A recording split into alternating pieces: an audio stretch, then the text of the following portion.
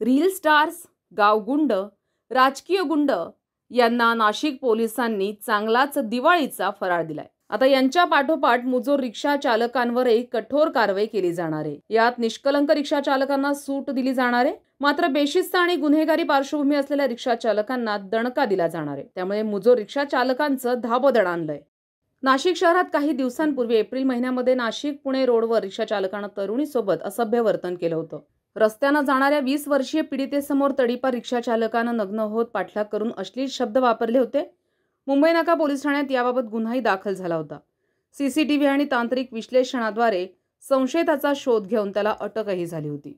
त्यामुळेच आता शहरामध्ये नाशिक पोलिसांकडून ऑपरेशन क्लीनअप सुरू झाले। नाशिक शहरातील पंचवटी, कारंजा, आडगाव नाका, द्वारका चौक, मुंबई नाका, दिंडोरी रोड, आरटीओ कॉर्नर, तवली फाटा, म्हसरूळ, दसक, नांदूर नाका, सीबीएस, शालीमार, फुलेनगर, ठक्कर बाजार, टाकळी, जेल रोड, उपनगर, नेहरू नगर, आनंद नगर, देवळाली गाव, नाशिक रोड या ठिकाणी काही सराईत रिक्षा चालकांची मुजोरी वाढतीये।